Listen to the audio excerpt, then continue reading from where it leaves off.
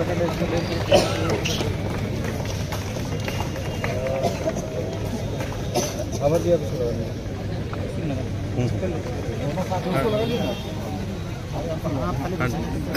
बताएं कि अगर क्या बोलता है आपकी बात नहीं पहुंचती है तो आप लोग आगे की रणनीति क्या करें?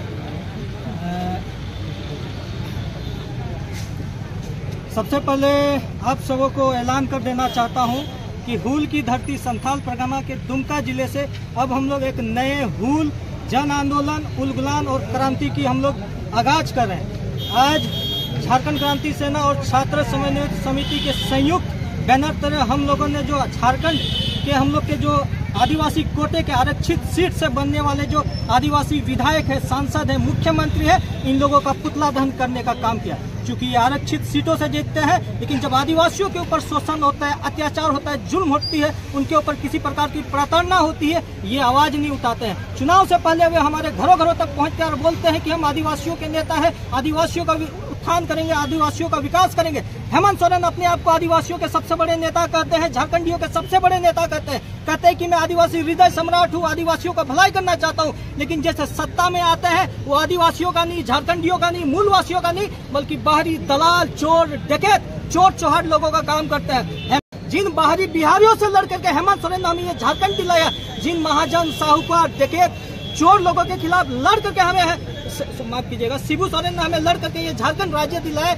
आज उन्हीं सिद्धांत मूल्यों के विपरीत जाकर के हेमंत सोरेन बाहरी लोगों को, माफिया लोगों को, डकैत लोगों को, गुंडे लोगों को आज यहाँ संथाल परगना में राज करने के लिए दिए हैं। आज इसी का नतीजा है कि आज हम लोग यहाँ के झारखंडी, आदिवासी, मूलवासी रोज कुचले जा रहे हैं, मारे जा रहे हैं, पीटे जा रहे हैं, लेकिन हेमंत सोरेन चू तक नहीं कर रहे हैं, हमारी आवाज बंद करके सामने नहीं आ रहे। आज हम चेताना चाहते हैं हेमंत सोरेन को, झारखंड सरकार को, अगर आदिवासियों के ऊपर हो रहे शोषण, अत्याचार, जुल्म के खिलाफ अगर नहीं बोलेंगे तो आने वाले आपका राजनीतिक भविष्य खतरे में पड़ सकता है। आप देख सकते हैं कि सूर्या हांसदा एक उभरता हुआ जननायक था, हम सबों की आवाज था, बल्कि हम तो कहेंगे नए युग का एक शिबू सोरेन था।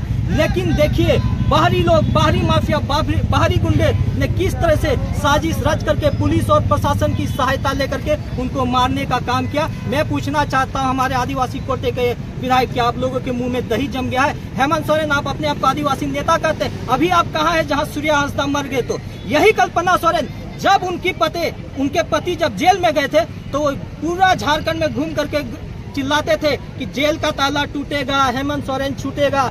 आज यही संथाल परगना में, वही साहेबगंज, गोड्डा या अन्य क्षेत्रों में आदिवासी प्रताड़ित हो रहे हैं, मारे जा रहे हैं। सूर्या हांसदा उसका हालिया उदाहरण है। मैं पूछना चाहता हूँ कल्पना सोरेन जी, अभी आप कहाँ पे, अभी आप सामने क्यों नहीं आ रहे हैं? जिस प्रकार से पुलिस ने इस साजिश को रचा, इस हत्या की साजिश को रचा, ये दिखाता है कि आने वाले समय में और आदिवासी मारे जाएंगे। अगर आज हम सूर्या हांसदा के साथ नहीं खड़े रहे, सूर्या हांसदा के न्याय के संघर्ष के साथ नहीं खड़े, तो आने वाले दिनों में हम सभी झारखंडियों का, आदिवासियों का भविष्य यहाँ खतरे में पड़ा हुआ है। पुलिसिया जो जिस प्रकार से कार्रवाई की गई है, ये स्पष्ट दर्शाता है ये किसी के दिशा निर्देश पे किया गया है। और वो दिशा निर्देश में स्पष्ट नाम लेना चाहूंगा, वो पंकज मिश्रा है। पंकज मिश्रा 11 जून 2025 को गोड्डा पहुंचते हैं और एक जन सम्मेलन में खुली चेतावनी देते हैं किसी को मारने की, यहाँ से मार भगाने की। आज इसके बाद 2 महीना बाद सूर्या हांसदा की हत्या कर दी जाती है। ये मैं नहीं कह रहा हूँ, ये छात्र समन्वय समिति नहीं कर रही है, ये झारखंड क्रांति सेना नहीं कर रही है, ये उनके परिवार वाले कह रहे हैं, ये उनकी माताजी कह रही है,